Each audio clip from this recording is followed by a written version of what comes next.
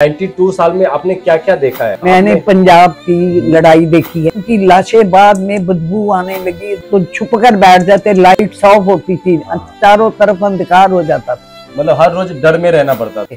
जो आजकल चाइनीज खाते हैं, नमक वो दूसरा खाते हैं, ये मत खाएं।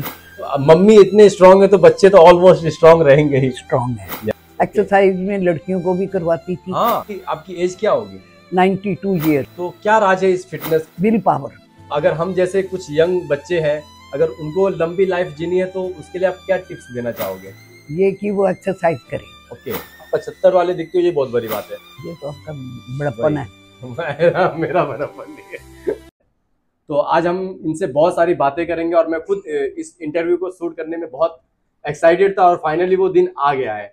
तो स्वागत है मैडम आपका। थैंक यू मैडम, सबसे पहले मैं आपका शुभ नाम जानना चाहता हूँ। सुदर्शन वर्मा सोनी। वाह, ब्यूटीफुल नेम। तो मैं आपको शॉर्ट नेम से बोल सकता हूँ, जैसे सोनी चलेगा आपको? सोनी चलेगा। ओके, तो सोनी जी, आपकी बचपन की जर्नी और अभी की जर्नी में जानना चाहता हूँ। बीच बीच में जो भी चीजें आपने की है वो सब मैं जानूंगा आपसे, ठीक है? तो सबसे पहले मैं आपसे पूछना चाहता हूँ कि आप बचपन में क्या करते थे? बचपन में मैंने पढ़ाई की है। ओके। पढ़ाई मैंने बीए पहले 10वीं तक मैंने स्कूल में की है। उसके बाद मैंने जीएसटी की है। उसके बाद मैंने प्राइवेट बीएफए और प्राइवेट बीए और प्राइवेट बीटी की है। उसके बाद मैंने सर्विस की है बटाला में गवर्नमेंट हाई स्कूल में। अच्छा, तो वो जर्नी काफी अच्छी थी। उसके बाद मेरी ट्रांसफर अमृतसर में हो गई, गवर्नमेंट सीनियर सेकेंडरी स्कूल दी माल रोड अमृतसर। ओके, तो बचपन में आप कुछ एक्टिविटी करते थे? मुझे गेम्स का शौक था। कौन सा गेम? गेम्स में बचपन में की नहीं, जब मैं स्कूल में आई तो तब मुझे इंकरेजमेंट मिली। मैं बैडमिंटन की इंचार्ज थी और मैंने खो खो में बच्चों को ट्रेन करके इंटर राज्य पर लेकर गई थी। क्या बात है, मतलब बहुत ही कमाल के हो आप। मैंने अपने बच्चों को भी सिखाया है। मेरी बेटी जो है नीरजा, वे स्विमिंग में बहुत तेज थी। और घर के ऐसे थे, घर वाले इनको भेजते नहीं थे, वे इंटरनेशनल में भी गई है। क्या बात है, मतलब नेशनल में इंटरनेशनल नेशनल तक भी गई है। और क्या क्या स्पोर्ट होता था? क्या और क्या क्या स्पोर्ट किया आपने, मतलब इसके अलावा?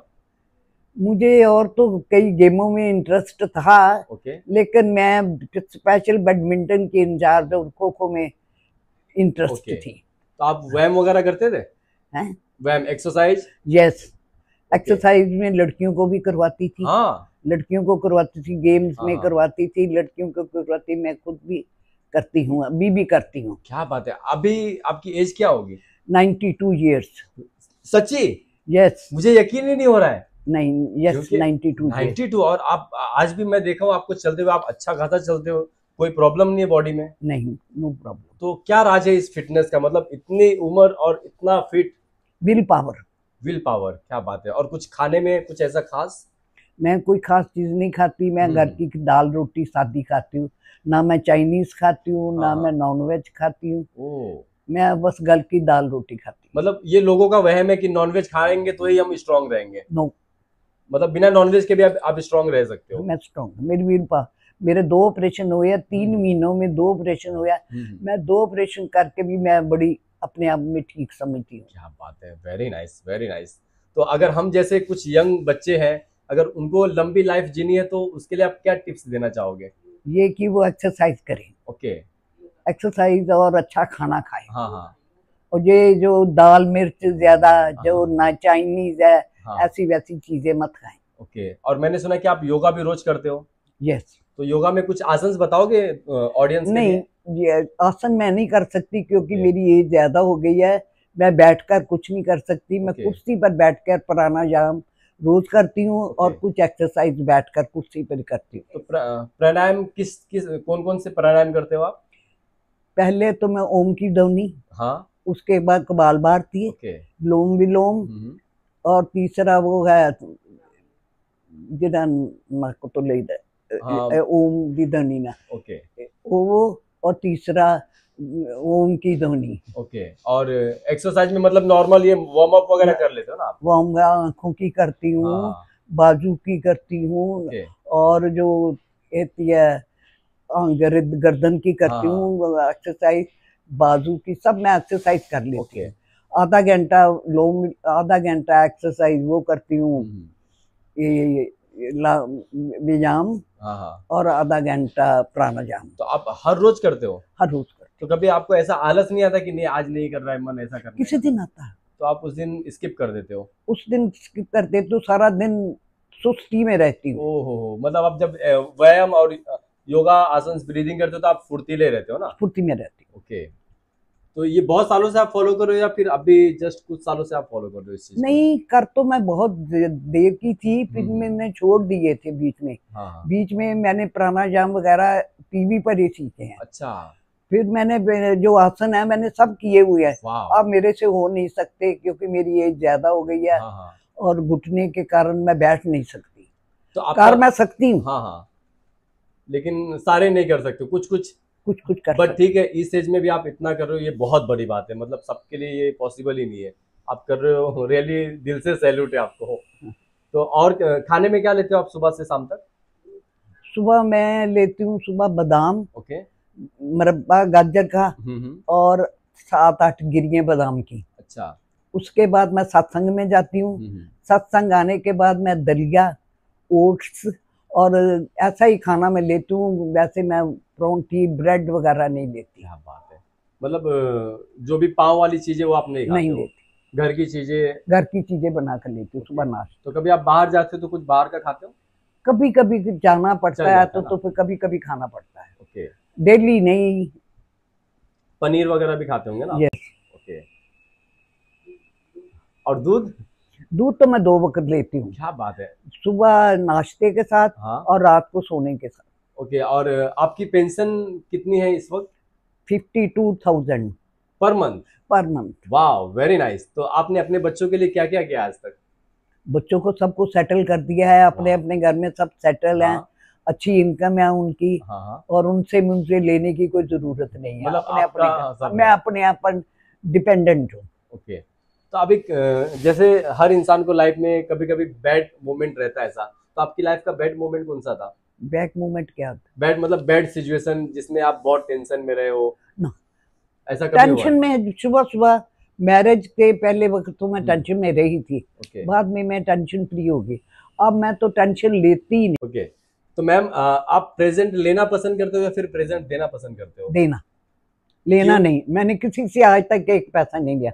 अब मेरे 2 ऑपरेशन इतने बड़े हुए हैं, मैं अपने बेटे से बेटियों से कोई पैसा नहीं लिया, अपनी कमाई से अपने ऑपरेशन करवाए हैं। क्या बात है, मतलब इतना डेडिकेशन। मैंने किसी से नहीं, 2 बड़े ऑपरेशन, एक लुधियाना में हुआ और एक अमृतसर में। लाइफ का कोई सपना ऐसा कि कोई नहीं, आगे कोई नहीं, ईश्वर की दया है। जब बुलाएंगे चले जाएंगे। मैंने अपना किसी के ऊपर मैं भारी नहीं हूँ। मैंने अपने मरने का भी इंतजाम कर रखा है। बट मुझे लगता है ना कि आप 110 साल आराम से जियोगे। नो नहीं, क्योंकि आप इतने फिट हो। इतनी लंबी लाइफ चाहिए ही नहीं, क्योंकि दूसरे के ऊपर डिपेंड करना पड़ेगा। इतना तो है नहीं है कि मैं ऐसे ही सारी उम्र ऐसे ही चलती फिरती रहूंगी। जो ईश्वर ने दिया है ठीक दिया, ईश्वर के ऊपर डिपेंड करती है। बट आपने अपने बच्चों के लिए इतना किया, तो उनकी दुआएं हैं, तो दुआएं काम आती हैं। दुआएं, मैं उनको दुआएं देती हूँ। मैं लेती नहीं, दुआएं देती हूँ। तो आप मुंबई में हमेशा आते हो या फिर कभी कभी? कभी कभी। तो आपको ज्यादा अच्छा क्या लगता है, मुंबई या फिर आपका गाँव? अपना घर। नेचुरल हवा। नेचुरल हवा है, धूप आती है, वहां पर धूप आती है, हवा खुली है। यहाँ पर तो पोल्यूशन वगैरह है। पर तो मेरे घर में नहीं कुछ। मेरा घर में सुबह 7 बजे से लेकर 3 बजे तक धूप रहती है। क्या बात है।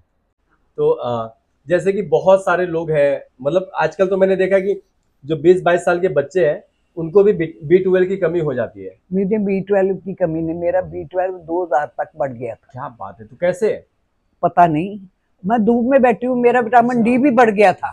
वो मैंने फिर कम किया, अपनी डाइट घटाने से वे दोनों चीजें मैंने कम की। अब मेरा विटामिन डी और B12 कम हुआ है।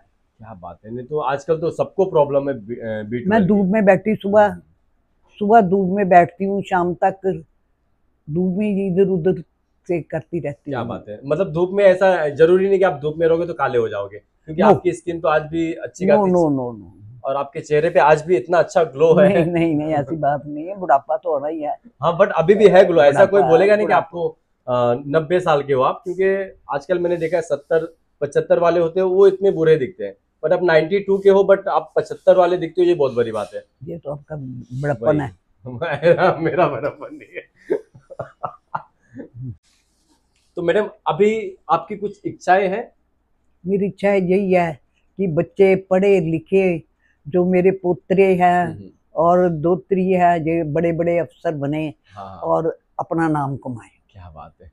पैसे का कोई नहीं, पैसा तो आनी जानी माया होती है। हाँ। ये बड़े होकर अफसर बने, कोई काम करें, ये मेरी अपनी बेटी की भी इच्छा है कि बेटी भी कोई काम करती नहीं है, इसके मैं यही बोलती कि सोशल वर्कर बन जा, सोशल वर्कर बन के कोई काम कर। सही बात। अभी इसमें टैलेंट है, ये डिबेट में जाती थी, कविताओं में जाती थी, अपनी ट्रॉफियां लेकर आती थी, इसमें कविता लिखने का बहुत बड़ा गुण है। अभी भी कविता लिख सकती है। हाँ, कविता भी लिखती है, कविता के कंपटीशन में जाती थी, फर्स्ट प्राइज लेकर आती थी। क्या बात है। तो जैसे कि आप 92 साल का एक्सपीरियंस है आपका। हाँ। तो 92 साल में आपने क्या क्या देखा है? मतलब अभी तो हम तो 20-22 साल के हैं, बट आपका तो बहुत सालों का एक्सपीरियंस है। तो मैंने पंजाब की लड़ाई देखी है।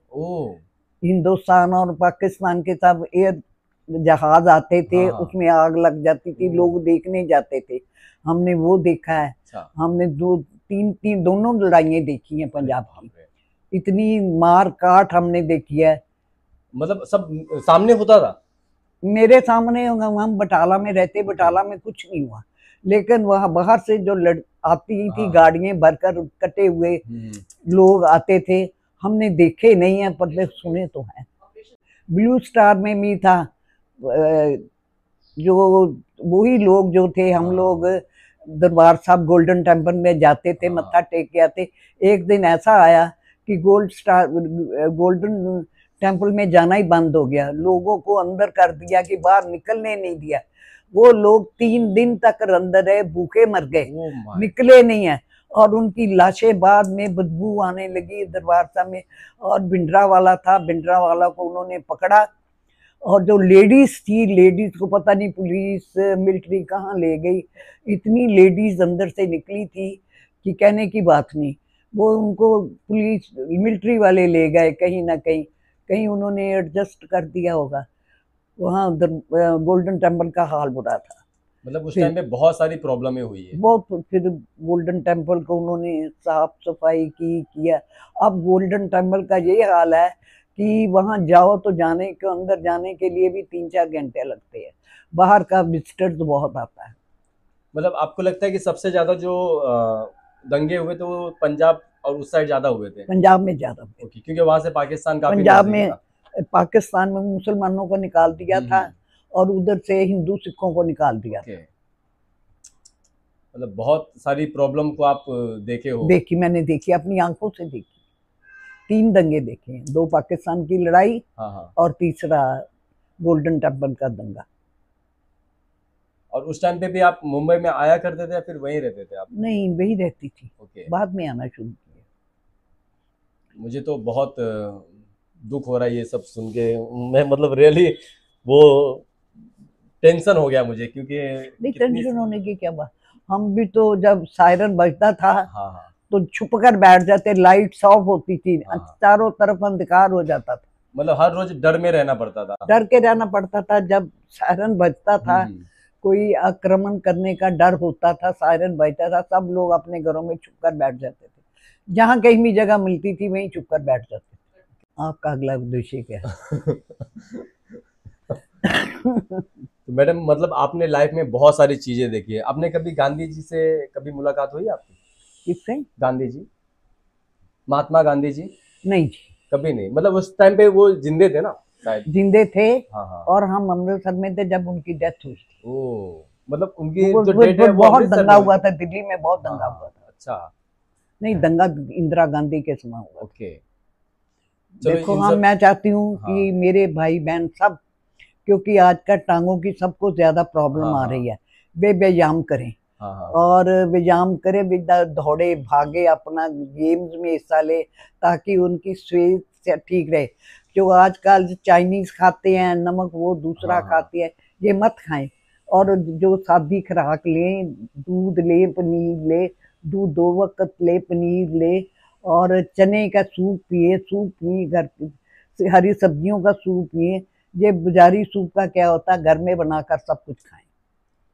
और मेरी ये जो लड़की है वो स्विमिंग अभी भी करती है। उसकी मेरी लड़की नियर अबाउट 60 की होने लगी है, अभी तक स्विमिंग करती है। बात है।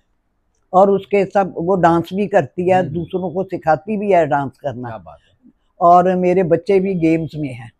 मतलब मम्मी इतने स्ट्रांग है तो बच्चे तो ऑलमोस्ट स्ट्रांग रहेंगे ही। स्ट्रांग है। Yes, thank you so much. और कुछ आप मैसेज देना चाहोगे लोगों को? नहीं, मेरा तो यही मैसेज है कि आप व्यायाम करें, एक्सरसाइज करें, अपने आप को फिट बनाएं, और बाहर का खाना बंद करके घर की हरी सब्जियां खाएं। नॉनवेज खाने की कोई जरूरत नहीं है। नहीं, वेजिटेरियन बनो। वेजिटेरियन बनो।